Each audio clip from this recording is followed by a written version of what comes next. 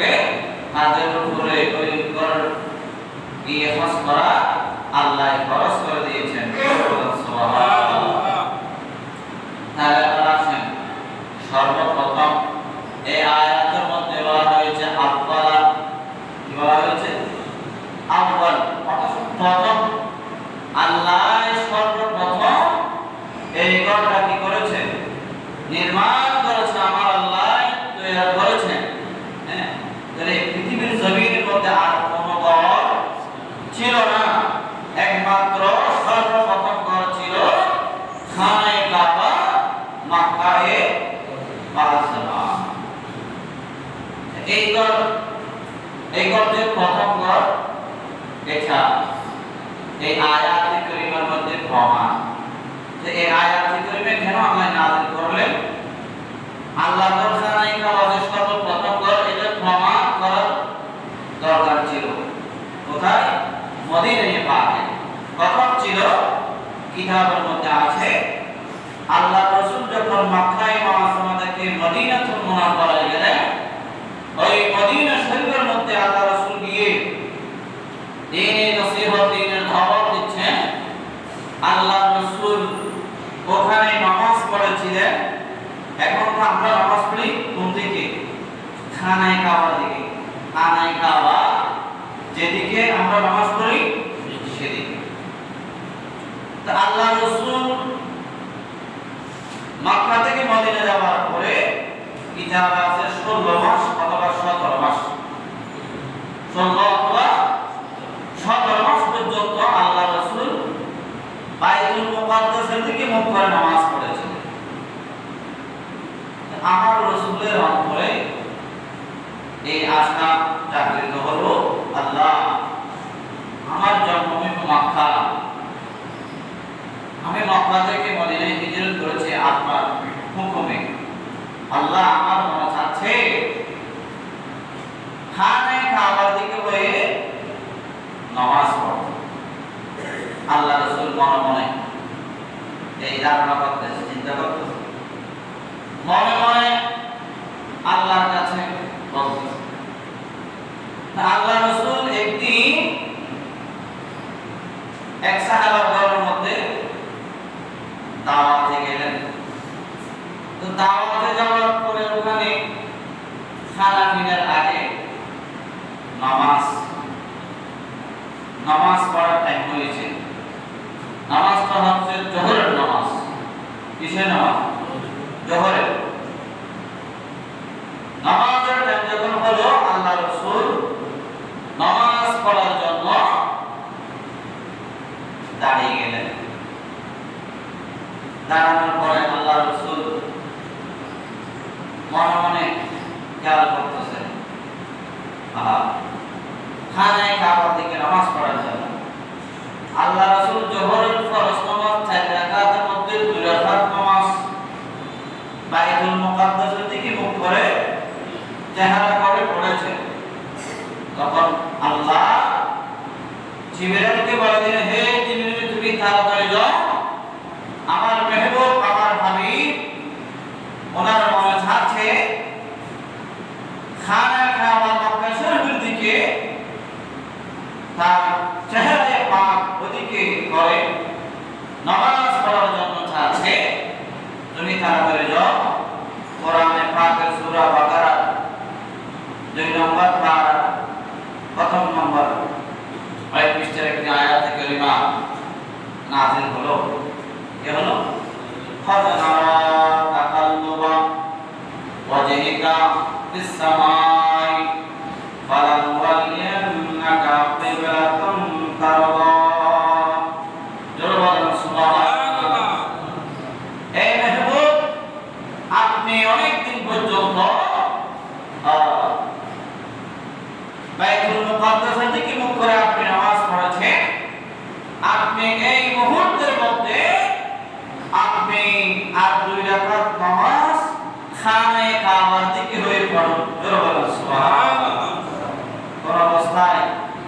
নামাজের অবস্থায় আল্লাহ রাসূল আবার ফিরে গেলেন বাইতুল মুকাদ্দাসের দিকে। মুখ ছিল আগে 2 রাকাত আদায় করেছেন, এরপরে আর 2 খানায়ে কাবার দিকে হয়ে নামাজ আদায় করলেন। সুবহানাল্লাহ। এগুলো কি আমাদের দ্বারা সম্ভব হবে? কোনদিন সম্ভব হবে না। রাসূল হচ্ছেন শরীয়তের মূল, শরীয়ত নবীর থেকে বের হবে। আল্লাহ রাসূল এরপর থেকে আল্লাহ রাসূল সব সময় নামাজ পড়তেন খানায়ে কাবার দিকে। খানায়ে কাবার দিকে যখন আল্লাহ রাসূল নামাজ পড়তেন তখন ওই মদিনা শরীফের মধ্যে কতগুলো ইহুদি আছে। কি আছে? ইহুদিরা বলতে লাগলো, দেখো মুহাম্মদ কি কাম করছে, আমাদের আল্লাহ যতগুলো নবী রাসূল পাঠিয়েছিলেন সবার কাবা ছিল বাইতুল মুকাদ্দাস, আর এখন মুহাম্মদ আর বাইতুল মুকাদ্দাস এটা অনেক পুরানা ঘর। কি ঘর? পুরানা ঘর, পুরানা মসজিদ, ইবাদতখানা, অনেক পুরানা প্রাচীন একটা ঘর বাইতুল মুকাদ্দাস। দেখো তোমরা যারা করে ঈমান এনেছো, ওই মুহাম্মদ তো বাইতুল মুকাদ্দাসের দিকে মুখ করে নামাজ পড়তেছে না, এখন তো সেই খানায়ে কাবা মক্কা শরীফের দিকে হয়ে কি করতেছে? নামাজ পড়তেছে।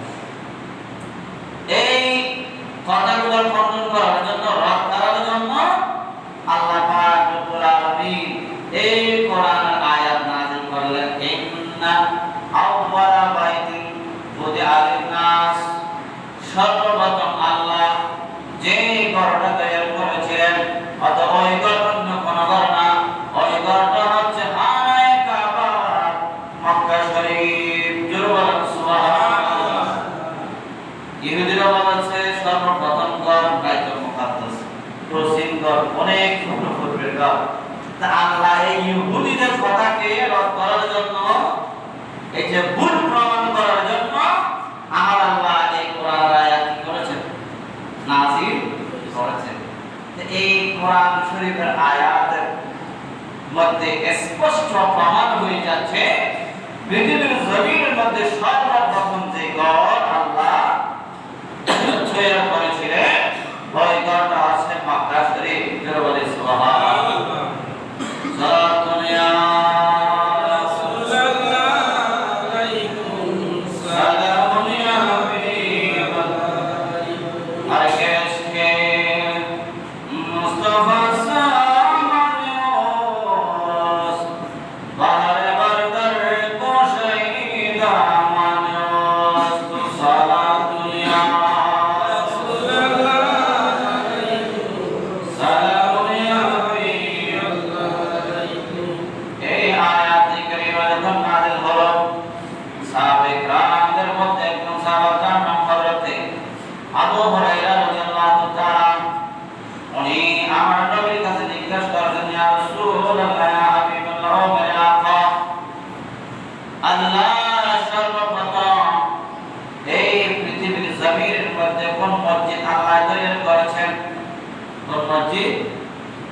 আল্লাহ তৈরি করেছেন। কে বলছে?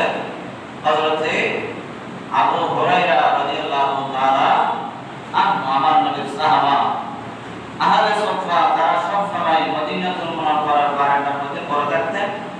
কম সময় নবী পাকের দরবারে কিছু হাদিয়া আসলে এগুলো কি করতেন? তারা খেতেন। তারা সংখ্যা ছিল 70 জন। এই 70 জনের যিনি প্রধান, উনি হচ্ছেন হযরত আবু হুরায়রা। এই আবু হুরায়রা বলছেন, ইয়া রাসূলুল্লাহ, ইয়া হাবিবাল্লাহ, ইয়া আফা, আল্লাহ পাক রব্বুল আলামিন এই পৃথিবীর জমিনের মধ্যে সর্বপ্রথম কোন মসজিদ আল্লাহ তৈরি করেছেন? তখন হায়াতুন নবী জিন্না নবী উত্তর দিলেন, জানিয়ে দিলেন, হে আবু হুরায়রা, সর্বপ্রথম আল্লাহ যে ঘরটা তৈরি করেছেন ওই ঘরটার নাম হচ্ছে মক্কা শরীফ। জোরে বলেন সুবহানাল্লাহ। নবী বলেছেন সর্বপ্রথম যে ঘর, এটা কোন ঘর? মক্কা শরীফ, মানে কাবা। এরপরে আবার জিজ্ঞেস করছেন, ইয়া রাসূলুল্লাহ, ইয়া হাবিবাল্লাহ, এই ঘরের পরে আল্লাহ আর কোন ঘর তৈরি করেছেন, কোন মসজিদ তৈরি করেছেন? এরপরে হায়াতুন নবী বলেছেন, এই ঘরের পরে হচ্ছে বাইতুল মুকাদ্দাস। জোরে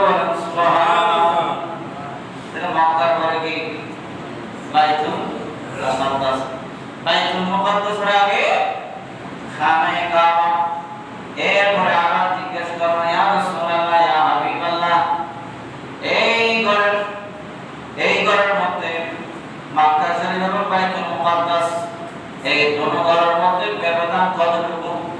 ব্যবধান কতটুকু? আমার নবী বলছে 40 বছর। কয় বছর? 40 বছর। 40 বছর পরে বাইতুল মুকাদ্দাস হয়েছে, আর 40 বছর পূর্বে খানায়ে কাবা হয়েছে। সুবহানাল্লাহ। তাহলে বাইতুল মুকাদ্দাস থেকে খানায়ে কাবা 40 বছর আগে। এরপর আবার বললেন, ইয়া রাসূলুল্লাহ, ইয়া হাবিবাল্লাহ, এই দুটো ঘরের পরে আর কোরবান আল্লাহ কোন মসজিদ তৈরি করেছেন বা কোন মসজিদ হয়েছে, সৃষ্টি হয়েছে, যখন আমার রাসূল বলেছেন, আবু হুরায়রা, এই পৃথিবীর জমিনকে আল্লাহ পাক রব্বুল আলামিন আহকামুল হাকিমিন, আমি নবীর জন্য, আমার উম্মতের জন্য এই সারা পৃথিবীর জমিনকে আল্লাহ মসজিদ বানিয়ে দিয়েছে। সুবহানাল্লাহ। সারা পৃথিবীর জমিনকে আল্লাহ মসজিদ বানিয়ে দিয়েছেন। আর অন্য কোন নবীর উম্মতদের জন্য এই সুযোগ ছিল না।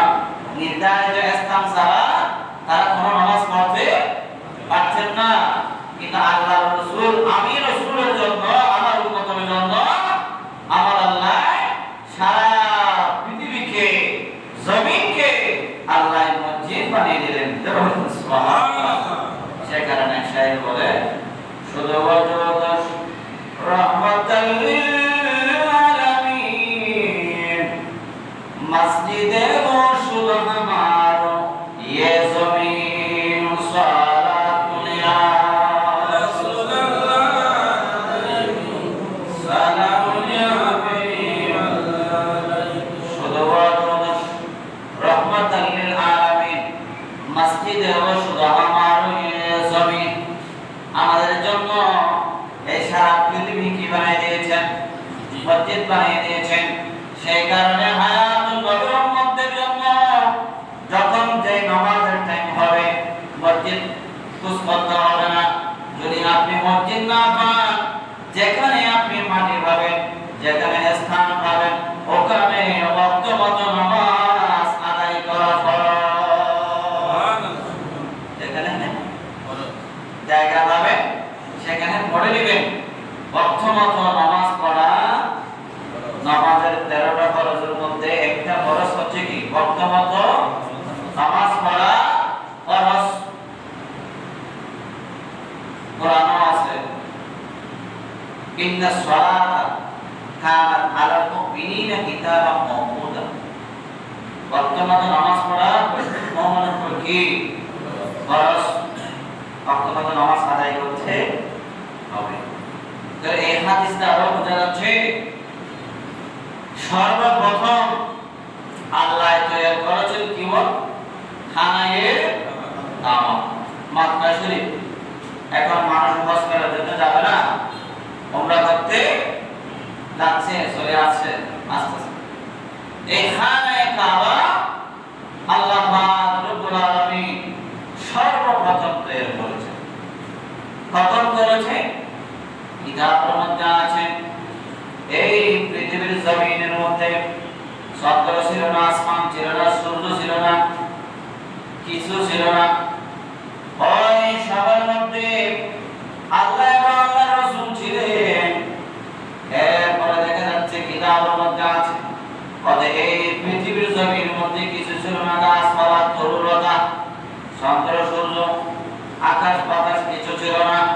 একমাত্র পানি আর পানি, পানি আর শুধু পানি ছিল। এখানে কি ছিল? পানি, আর কিছু ছিল না। তো এই পানির মধ্যে কিছু ফেনা থাকে না, ফেনা, সবুজ ফেনা গুলো, অর্থাৎ পানি পানি পানি পানিও কি হয়? পানি ফেনা হয়। এই ফেনা হতে হতে হতে হতে যেগুলো আমার ফুল ফুটে, এই ফেনা না, পানি যেটা ওই যে প্রশ্ন মতো হয়ে যে হয় আমাদের মহিলারা বাচ্চা রান্না করলে অতিরিক্ত গরম হলে ফেনা পড়ে যায় না, এইগুলো কথা বলছে কিতাবে। এই সারা পৃথিবীতে জমিন শুধু পানি, তো এই পানিগুলোর মধ্যে কিছু ফেনা হয়। এই ফেনাগুলো হতে হতে হতে জমতে জমতে এগুলো বমি হয়ে গেছে। কি হয়ে গেছে? বমি জমি। এই সর্বপ্রথম যে জমিটা উৎপাদন হয়েছে, যে জমিটা তৈরি হয়েছে, এটা হচ্ছে খানায়ে কাবার মাটি। সুবহানাল্লাহ। এটা কি? খানায়ে কাবার মাটি।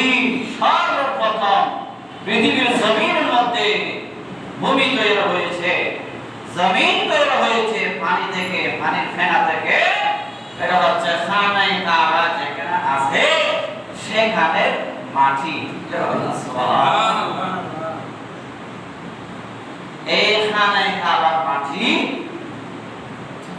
কিতাবের মধ্যে আছে সারা পৃথিবীর নাবি। সারা পৃথিবীর কি নাবি? নাবি।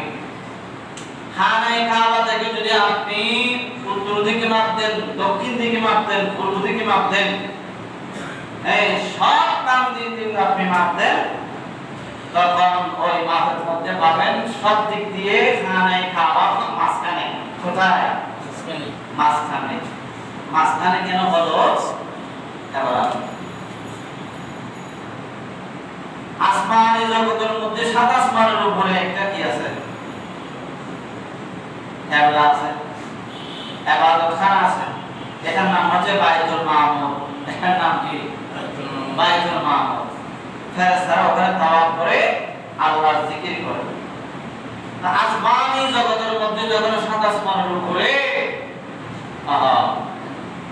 আসমানের উপরে যখন বাইতুল মামুর, ফেরেশতারা ওখানে ইবাদত করতেছে। যারা কোথায়? উপরে। এখন জমিনের মধ্যে কতগুলো ফেরেশতা আল্লাহ পাঠাইছেন। এই জমিনের ফেরেশতারা আল্লাহর কাছে ফরিয়াদ করলো, হে মেরে আল্লাহ, ও মাবুদ পরওয়ারদিগার, আসমানের জগতের ফেরেশতারা বাইতুল মামুরের মধ্যে ইবাদত করতেছে, আপনার জিজ্ঞাসা করতেছে, আমাদেরকে দুনিয়াতে পাঠালেন, আমাদেরও মনে চাচ্ছে আপনার ইবাদত করার জন্য আপনার একটা ঘরে। এই কথা যখন ফেরেশতারা আল্লাহর কাছে বলেছে, তখন আল্লাহ ফেরেশতাদেরকে অর্ডার দিলেন, ঠিক আছে, তোমরা জমিনের মধ্যে, যেটা জমিনের নামি, ওই নামের মধ্যে তোমরা সোজা বাইতুল মামুর যে সাত আসমানে আছে, ওই বাইতুল মামুরের সিধা সিধা জমিনের মধ্যে তোমরা দাঁড়াও, ওখানে তোমরা একটা ঘর নির্মাণ করো। এটা হচ্ছে আমার ঘর, খানায়ে কাবা। ওই ঘরের মধ্যে তোমরা দাওয়াত করবে। জোরে বলেন সুবহানাল্লাহ। তাহলে সর্বপ্রথম যে ঘর নির্মাণ করেছেন, তৈরি করেছেন আল্লাহর হুকুমে ফেরেশতারা, এটা হচ্ছে মক্কায়ে মুআজ্জামা খানায়ে কাবা, আল্লাহর ঘর বাইতুল্লাহ শরীফ। জোরে বলেন সুবহানাল্লাহ। আল্লাহর ঘর বাইতুল্লাহ শরীফ, এই ঘর সর্বপ্রথম তৈরি করেছেন। তাহলে বোঝা যাচ্ছে এই পৃথিবীর জমিনের মধ্যে খানায়ে কাবার পূর্বে আর কোনো কিছু না, ঘর ছিল। এই ঘরটার মধ্যে এটা সর্বপ্রথম ফেরেশতারা বানিয়েছেন, তৈরি করেছিলেন। হ্যাঁ, এরপরে আবার হযরত আদম সফিউল্লাহ আলাইহিস সালাতু ওয়াস সালাম, এরপরে হযরত নূহ আলাইহিস সালাতু ওয়াস সালাম তুফানের সময় ওই ঘরটা আল্লাহ আসমান তুলে নিয়েছিলেন। সুবহানাল্লাহ। এরপরে হযরত ইব্রাহিম খলিল আলাইহিস সালাতু ওয়াস সালাম, ইসমাইল জবিহুল্লাহ আলাইহিস সালাম ওই ঘরটাকে কি করেছেন? আবার নির্মাণ করেছেন। ওরা কেমনে পেলেন? কিতাবে আছে একটা রাতে বলা হয়েছে আসমানের মধ্যে একটা মেঘ, অর্থাৎ মেঘের ছায়া যতটুকু পড়েছে ততটুকু হেরাম শরীফ মক্কায় মুআজ্জাম। আরেকটা রাতের মধ্যে আছে অর্থাৎ আল্লাহ এমন একটি বাতাস দিলে যে বাতাসের কারণে খানে কাবা যেখানে ছিলেন সেখান থেকে সমস্ত পানিগুলো দুর্বিত হয়ে গেল, চলে গেল খানে কাবার যে পুরানা সব এগুলো বেশ উঠে গেল। সুবহানাল্লাহ। এই খানে কাবা হযরত ইসমাঈল এবং হযরত ইব্রাহিম খলিল আলাইহিস সালাতু ওয়াস সালাম কি করেছেন? ওনারও নির্মাণ করেছিলেন। কিতাবে আছে হযরত ইসমাঈল জবিহুল্লাহ এবং হযরত ইব্রাহিম খলিলুল্লাহ যখন এই খানে কাবা বাঁধলেন, বাঁধার পরে তৈরি করলে কিছু কঙ্কর সিমেন্ট অতিরিক্ত রয়ে গেল। আল্লাহর কাছে ফরিয়াদ করলেন, আল্লাহ এই কঙ্করগুলো কি করব? এগুলো তো সম্মানিত। তখন কিতাবের মধ্যে বলা হয়েছে দিকারিল্লাহ, আল্লাহর হুকুমে বলা হয়েছে এই পাথরগুলো কি করো? তুমি নিক্ষেপ করো। ওই পাথর যে স্থানে পড়বে ওই স্থানের মধ্যে কিয়ামতের পূর্বে হলেও একটা একটা মসজিদ নির্মাণ করা হবে। যেখানে তো পাথর তো ছোট আছে বড় আছে, কি যে আছে যে জায়গার মধ্যে ছোট পাথর পড়েছে সেখানে একটা ইবাদতখানা তৈরি করা হয়েছে, আর যেখানে বড় পাথর পড়েছে কঙ্কর পড়েছে সেখানে জামে মসজিদ যে কোনো কারণে একটা জামে মসজিদ তৈরি হয়ে যাবে। তাহলে বোঝা যাচ্ছে এই জায়গার মধ্যে কি খানে কাবার একটা পাথর এসে পড়েছে। প্রত্যেকটা জায়গার মধ্যে যেখানে মসজিদ হবে ইবাদতখানা হবে সেখানে খানে কাবার একটা কঙ্কর এসে পড়েছিলেন। জোরে বলুন সুবহানাল্লাহ। আল্লাহ পাক রব্বুল আলামিন ওই ঘর তাওয়াফ করার জন্য, ওই ঘরে যাওয়ার জন্য আল্লাহ কোরআনে বলেছেন। কোথায় বলেছেন? কোরআনে। কেন? ওই ঘরের তাওয়াফ করলে, ওই ঘরের মধ্যে হজ করলে, ওই ঘরকে নজর দিয়ে দেখলে বান্দার জীবনের গুলো কি হয়ে যায়? আল্লাহ পাক রব্বুল আলামিন অন্য সময় হজের আলোচনা আসলে বলবো, যাদেরকে তৌফিক দিয়েছেন আল্লাহ সম্পদ দিয়েছে তাদেরকে যেন খানে কাবা গিয়ে আল্লাহর মেহমান হওয়া, খানে কাবার মেহমান হওয়া আল্লাহ তাদেরকে তৌফিক দান করুন। আমিন। সালাতুন ইয়া রাসূলুল্লাহ আলাইকুম সালামুন ইয়া হাবিবাল্লাহ আলাইকুম। টাইম বরাবর হয়ে গেছে, একটা 10 আর দেরি করব না, শেষ করে দেব। একটা কথা বলতে চাচ্ছি, এটা হচ্ছে আপনারা দেখেছেন সোশ্যাল মিডিয়ার মধ্যে, ফেসবুকে বিভিন্ন চ্যানেলে দেখেছেন এমন একজন বক্তা যার দাড়ি আছে, টুপি আছে, জুব্বা আছে, সে বলেছে আল্লাহর রাসূলের মা বাবা নাকি কি জাহান্নামী। আর শুধু বলবেন না আলহামদুলিল্লাহ। এটা আমামে বলে নাই, আমামে বলে নাই, মাদ্রাসায় পড়ে নাই, স্কুলে যায় নাই, এরকম মানুষও বলে নাই। মাদ্রাসায় লেখাপড়া করেছে, লম্বা জুব্বা আছে, লম্বা দাড়ি আছে, লম্বা পাগড়ি বা রুমাল আছে, এ ধরনের মানুষ বলেছে আল্লাহর রাসূলের মা বাবা নাকি কি জাহান্নামী। এগুলো কি মানা যায়? হ্যাঁ, মানা যায় না। কেন? যে নবী জান্নাতের মালিক, যে নবী জান্নাতের মালিক, যিনি নিয়ামত বন্টন করবে, নিয়ামত বন্টন করবে, ওই নবীর মা বাপ কি জাহান্নামে যাবে? কখনো আপনাদের ব্রেনে আসে সম্ভব হয়? এই বলের মাথা কি আছে আল্লাহ জানে। এখানে আবার মাথা কিছু নেই। কিরে একজন আপনার মা কিছু দোষ আছে, 10 টাকার বইও যদি সন্তানের সামনে অন্য মানুষের দোষগুলো কি করে চর্চা করে, তাহলে ওই জন্ম দিয়েছেন মা যে সন্তানকে, ওই সন্তানের বরদাস্ত করবে? এটা তো দুনিয়াবি। তার যে নবীর কারণে আল্লাহ কুল কায়নাত সব কিছু সৃষ্টি করেছেন, ওই নবীর মা বাবাকে কেন তুমি এ ধরনের কথা বলতেছো? তুমি কি নবীর উম্মত? অবশ্যই সেই ইহুদিদের কি দাদা এমনে যোগ্য বলেছে, মাথায় টুপি দিয়েছে, মুখে দাড়ি রেখেছে, প্রকৃতভাবে তার অন্তরের ভিতরে কি আছে? মুনাফিকি এবং ইহুদিদের থেকে দাদা। দেখেন না বিভিন্ন জায়গায় তারা যাচ্ছে, কাদিয়ানীরা দাড়ি রেখে টুপি রেখে নামাজ পড়াচ্ছে, উত্তরবঙ্গে অনেক ধরা হয়েছে, এই মসজিদে থাকে বসে, সে কাদিয়ানী, মুসলমান না, হ্যাঁ সে খ্রিস্টান, দাড়ি রেখেছে কিন্তু মুসলমান দাবি করেছে। অনেক অনেক এরকম, সাবধান থাকবেন। আল্লাহ রাসূলের মা বাপ এগুলো জান্নাতি, এগুলো কি কিতাব আছে, কোরআনে আছে। অর্থাৎ